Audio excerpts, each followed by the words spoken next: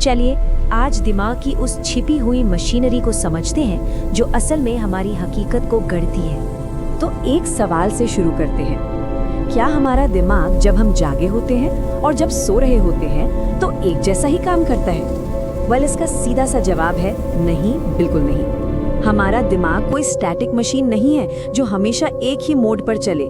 असल में ये जानकारी को बहुत अलग अलग तरीकों से प्रोसेस करता है और ये तरीके इस बात पर निर्भर करते हैं कि हम होश में हैं या नींद में।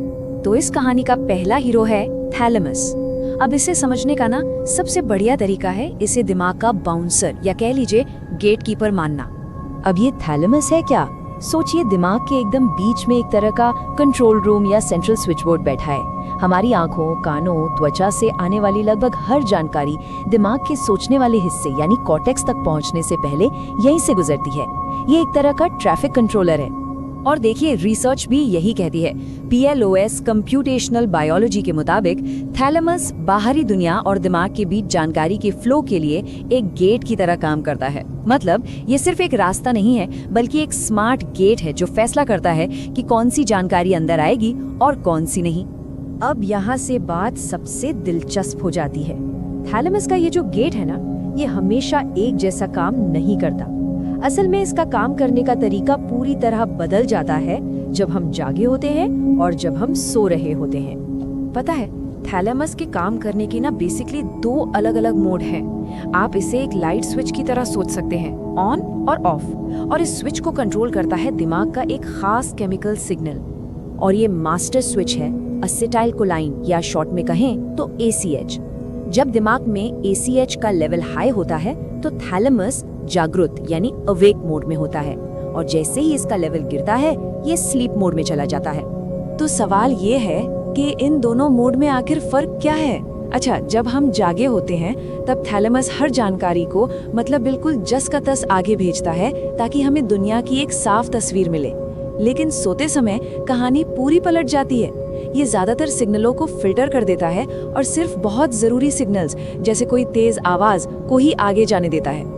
इतना ही नहीं, न्यूरॉन्स के फायर करने का तरीका भी बदल जाता है। जागते हुए वो लगातार एक स्थिर तरीके से फायर करते हैं जिसे टॉनिक फायरिंग कहते हैं, पर सोते समय वो अचानक छोटे छोटे बर्स्ट में फायर करते हैं। तो याद है वो बाउंसर वाला उदाहरण? सोते समय थैलेमस ठीक वैसा ही काम करता है। ज्यादातर सिग्नलों को बाहर ही रोक दिया जाता है, लेकिन अगर कोई बहुत जरूरी सिग्नल आता है, मान लीजिए अलार्म की आवाज, तो उसे फौरन अंदर आने दिया जाता है ताकि हम जाग सके।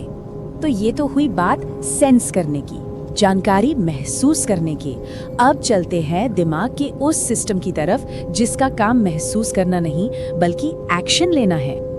मिलिए बेसल गैंग्लिया से। इसे आप दिमाग की एक्शन कमेटी समझ सकते हैं। जब भी कोई हरकत करने का ख्याल आता है, जैसे चलना, बोलना, हाथ उठाना, तो यही कमेटी है जो तय करती है कि किस एक्शन को हरी झंडी देनी है और किसे रोकना है। जब हम कोई काम करना चाहते हैं तो गो पाथवे एक्टिवेट हो जाता है। सोचिए, कॉर्टेक्स ने कहा चलो उठते हैं। ये सिग्नल सीधा गो पाथवे को चालू कर देता है और वो क्या करता है, वो थैलेमस पर लगे एक ब्रेक को हटा देता है और जैसे ही ब्रेक हटा, एक्शन हो गया।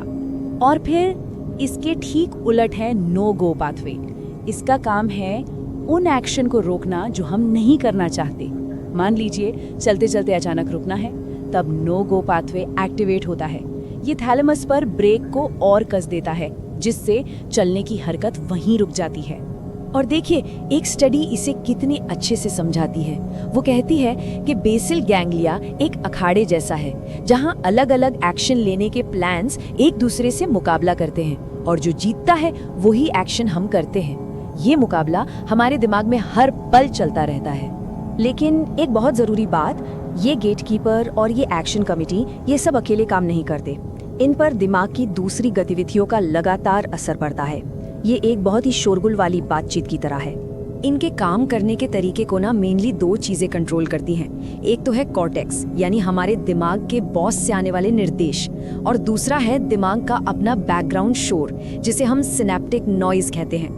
और कॉर्टेक्स का असर कितना जबरदस्त है इसका अंदाजा आप इसी बात से लगाइए कि वो थैलेमस को जितने कनेक्शन भेजता है ना, वो थैलेमस से मिलने वाले कनेक्शन से 10 गुना ज्यादा है। मतलब हमारा कॉन्शियस माइंड, हमारा ध्यान इस बात पर बहुत गहरा असर डालता है कि हम दुनिया से कौन सी जानकारी अंदर ले रहे हैं। और कॉर्टेक्स का ये कंट्रोल हमारी स्टेट पर भी डिपेंड करता है। जब हम जागे होते हैं और किसी चीज पर फोकस कर रहे होते हैं तो कॉर्टेक्स गैर जरूरी जानकारी को रोकने के लिए थैलेमस को निर्देश देता है।